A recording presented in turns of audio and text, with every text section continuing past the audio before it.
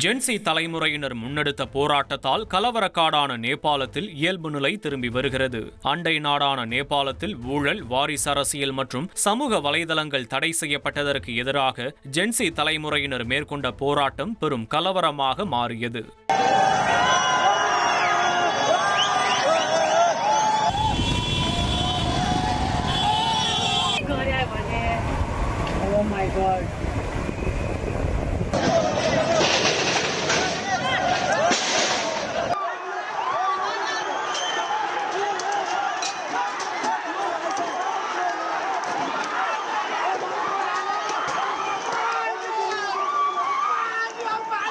நாடாளுமன்றம், நீதிமன்றம், அமைச்சர்கள், முன்னாள் பிரதமர்களின் வீடு சூறையாடப்பட்ட நிலையில் பிரதமர் பதவியை ஷர்மா ஒலி இறுதியாக ராஜினாமா செய்தார். தொடர்ந்து நிலைமையை கட்டுக்குள் கொண்டுவர ராணுவம் களமிறங்கி நாடு முழுவதும் ஊரடங்கு உத்தரவை பிறப்பித்தது.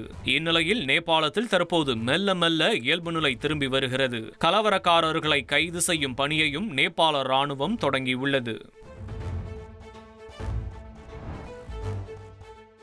கலவரம் வெடித்த நேபாளத்திலிருந்து இந்தியர்கள் நாடு திரும்பி வருகின்றனர். இந்தியாவின் வடகிழக்கு மாநிலங்களை சேர்ந்தவர்கள் நேபாளத்தில் கணிசமாக தங்கி வேலை செய்து வருகின்றனர். இந்நிலையில் அசாதாரண சூழலால் இவர்கள் மேற்கு வங்க மாநிலத்தில் உள்ள இந்திய நேபாள எல்லையான பனிடாங்கி வழியாக இந்தியா திரும்பி வந்துள்ளனர்.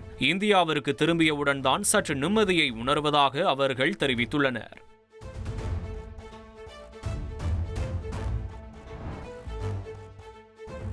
அமெரிக்க அதிபர் டிரம்புடன் பேச ஆவலுடன் காத்திருப்பதாக பிரதமர் மோடி எக்ஸ் பக்கத்தில் தெரிவித்துள்ளார். இந்திய பொருட்கள் மீது அமெரிக்கா 50% இறக்குமதி வரி விதித்ததால் இருநாட்டு வர்த்தக உறவில் சலசலப்பு ஏற்பட்டது. ஏற்கனவே இந்தியா, அமெரிக்கா இடையே தடையற்ற வர்த்தக ஒப்பந்த பேச்சுவார்த்தை நடைபெற்று வரும் நிலையில் வரும் வாரங்களில் தனது நண்பர் பிரதமர் மோடியுடன் பேச தாம் மிகவும் ஆர்வமாக இருப்பதாக அமெரிக்க அதிபர் டிரம்ப் சமூக வலைதளத்தில் தெரிவித்திருந்தார். அவரது பதிவுக்கு பதிலளித்த பிரதமர் மோடி, இந்தியாவும் அமெரிக்காவும் நெருங்கிய நண்பர்கள் மட்டுமின்றி இயற்கையான கூட்டாளிகள் என்றும் டிரம்புடன் பேச தாம் ஆர்வத்துடன் காத்திருப்பதாகவும் கூறியுள்ளார். இந்த பேச்சுவார்த்தைக்கான நிகழ்ச்சி நிரலை அதற்கான குழுக்கள் இறுதிப்படுத்தி வருவதாக கூறிய பிரதமர் மோடி, இரு நாட்டு மக்களும் பிரகாசமான வளமான எதிர்காலத்தை பெற தாங்கள் ஒன்றிணைந்து செயல்பட போவதாக உறுதியளித்துள்ளார். அதிமுக விரைவில் ஐசியூவில் அனுமதிக்கப்படும் என துணை முதலமைச்சர் உதயநிதி ஸ்டாலின் கூறியுள்ளார். செங்கல்பட்டு மாவட்டம் மறைமலை நகரில் நடைபெற்ற திமுக நிர்வாகிகள் ஆலோசனைக் கூட்டத்தில் உதயநிதி ஸ்டாலின் பங்கேற்றார். நிகழ்ச்சியில் பேசிய அவர், பாஜகவின் அறுவை சிகிச்சையால் அதிமுக ஐசியூவில் அனுமதிக்கப்படும் என விமர்சித்தார். உங்களுடைய கட்சி இன்னைக்கு ஆம்புலன்ஸ்ல போற நிலைமையில இருக்கு. விரைவில் ஆம்புலன்ஸ்ல போய் பாஜகவோட அறுவை சிகிச்சைனால நீங்க விரைவில் ஐசியூல நீங்கன்னா, நான் உங்களை சொல்ல அதிமுகன்ற டேக்கர் சொல்ற ஐசியூல நீங்க அனுமதிக்கப்படுவீங்க. கடைசியில உங்களை காப்பாற்றுற மருத்துவராகவும் எங்களுடைய தலைவர் தான் வருவார் பாருங்க அப்படின்னு தான் சொன்னேன். பாமகவின் உள்கட்சி விவகாரத்தில் தங்கள் தரப்பை கேட்காமல் எவ்வித உத்தரவும் பிறப்பிக்க கூடாது என கூறி ராமதாஸ் தரப்பில் சென்னை உயர்நீதிமன்றத்தில் கேவியட் மனு தாக்கல் செய்யப்பட்டுள்ளது. பாமக நிறுவனர் ராமதாஸிற்கும் அவரது மகன் அன்புமணிக்கும் இடையில் மோதல் போக்கு நிலவுகிறது. பாமக தலைவர் பொறுப்பில் இருந்து அன்புமணியை நீக்கிய ராமதாஸ் தானே அப்பொறுப்பை கவனிப்பதாக அறிவித்திருந்தார். இதை ஏற்காத அன்புமணி கட்சியின் பொதுக்குழு கூட்டத்தை நடத்தினார். அன்புமணியின் ஆதரவாளர்களை கட்சி பொறுப்புகளிலிருந்து நீக்கிய ராமதாஸ் புதிய நிர்வாகிகளை நியமித்தார். இந்த நிலையில் அன்புமணி தரப்பில் பாமகவுக்கோ அல்லது சின்னத்துக்கோ உரிமை கோரி வழக்கு தாக்கல் செய்யப்பட்டால் தங்கள் தரப்பு வாதங்களை கேட்காமல் எந்த உத்தரவையும் பிறப்பிக்க கூடாது என கூறி ராமதாஸால் நியமிக்கப்பட்டுள்ள பொதுச் செயலாளர் முரளி சங்கர் சார்பில் சென்னை உயர்நீதிமன்றத்திலும் உரிமையியல் நீதிமன்றத்திலும் கேவியட் மனுக்கள் தாக்கல் செய்யப்பட்டுள்ளன. உத்தரப்பிரதேச மாநிலம் கான்பூர் கங்கையில் கரைபுரளும் வெள்ளம் குடியிருப்புகளை சூழ்ந்ததால் மக்கள் பாதிக்கப்பட்டுள்ளனர். மிகவும் தாழ்வான இடங்களில் இடுப்பளவுக்கும் ஒரு சில இடங்களில் முழங்கால் அளவுக்கும் வெள்ளம் தேங்கியது. இதையடுத்து வெள்ளம் பாதித்த இடங்களிலிருந்து வெளியேறிய மக்கள் மாடு, எருமை உள்ளிட்ட கால்நடைகளையும் அழைத்து சென்றனர்.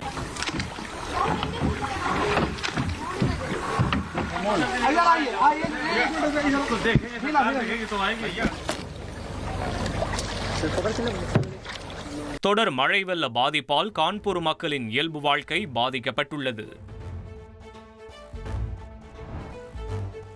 ஜார்க்கண்ட் தலைநகர் ராஞ்சியில் IS பயங்கரவாதி என சந்தேகிக்கப்படும் நபரை போலீசார் கைது செய்தனர். டெல்லி போலீசார், ஜார்க்கண்ட் பயங்கரவாத தடுப்பு பிரிவு மற்றும் ராஞ்சி போலீசார் இணைந்து மேற்கொண்ட கூட்டு நடவடிக்கையில் IS பயங்கரவாதி என கருதப்படும் ஆஷர் டேனி சிக்கினார். இதேபோல நாடு தழுவிய சோதனைகளில் சந்தேகத்திற்கு இடமாக சுற்றித் திரிந்த 9 பேர் கைது செய்யப்பட்டதாக போலீசார் தெரிவித்துள்ளனர். இந்தியாவில் எலக்ட்ரிக் வாகன விற்பனையில் மந்த நிலை நீடிப்பதாக நிதி ஆயோக் ஆய்வறிக்கையில் கூறப்பட்டுள்ளது. சுற்றுச்சூழலுக்கு தீங்கு விளைவிக்காத வகையில் மின்சார வாகன பயன்பாட்டை மத்திய அரசு ஊக்குவித்து வருகிறது. அந்த வகையில் வரும் 2030ஆம் ஆண்டுக்குள் நாட்டில் 30% மின்சார வாகனத்தை பயன்பாட்டுக்கு கொண்டுவர மத்திய அரசு இலக்கு நிர்ணயித்துள்ளது.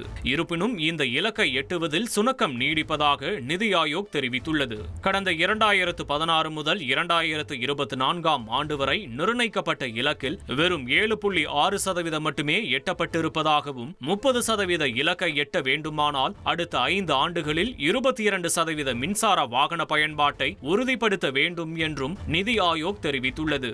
மின்சார வாகன பயன்பாடு தொடர்பாக பொதுமக்களிடம் போதிய விழிப்புணர்வு ஏற்படுத்த வேண்டும் என மத்திய அரசுக்கு நிதி ஆயோக் ஆலோசனை தெரிவித்துள்ளது. ஆப்பிள் நிறுவனம் மிகவும் ஸ்லிம்மான ஐபோன் ஏர் போனை அறிமுகம் செய்துள்ளது. இது வெறும் 5.6 மில்லிமீட்டர் அகலமும் 145 கிராம் எடையும் கொண்டுள்ளது. 6.5 inch OLED, 120 Hz pro motion display, MagSafe charging ஆகிய அம்சங்களையும் கொண்டுள்ளது. மிகவும் இலகுவாக வடிவமைக்கப்பட்டுள்ள இந்த phone space black, cloud white, light gold, sky blue ஆகிய 4 கலர்களில் 256 GB முதல் 1 TB வரை ஸ்டோரேஜ்களில் கிடைக்கிறது. இதன் இந்திய விலை 1,19,900 முதல் தொடங்கும் நிலையில் செப்டம்பர் 19 முதல் முன்பதிவு செய்யலாம் என தெரிவிக்கப்பட்டுள்ளது. ஆசிய கோப்பை ஆண்கள் T20 கிரிக்கெட் போட்டியில் இன்று இந்தியா, ஐக்கிய அரபு அமீரகம் அணிகள் பலப்பரீட்சை நடத்துகின்றன. 17வது ஆசிய கோப்பை ஆண்கள் T20 கிரிக்கெட் தொடர் ஐக்கிய அரபு அமீரகத்தில் நேற்று தொடங்கியது. இன்று இரவு 8 மணிக்கு நடப்பு சாம்பியனான இந்தியா தனது முதல் போட்டியில் அமீரகத்துடன் பலப்பரீட்சை நடத்துகிறது. சூரியகுமார் யாதவ் தலைமையிலான இந்திய அணியில் ரோஹித், கோலி, ஷமி உள்ளிட்ட முக்கிய வீரர்கள் இல்லாத நிலையில் பும்ரா, ஹர்திக், ஜடேஜா உள்ளிட்டோர் களமிறங்குகின்றனர். அனுபவம் குறைந்த அமீரகம் அணிக்கு வெற்றியின் வாய்ப்பு குறைவு என்றாலும் முகமது வாசிம் தலைமையிலான அமீரக அணி வெற்றிக்காக கட்டாய முயற்சிக்கும் என்று கூறப்படுகிறது.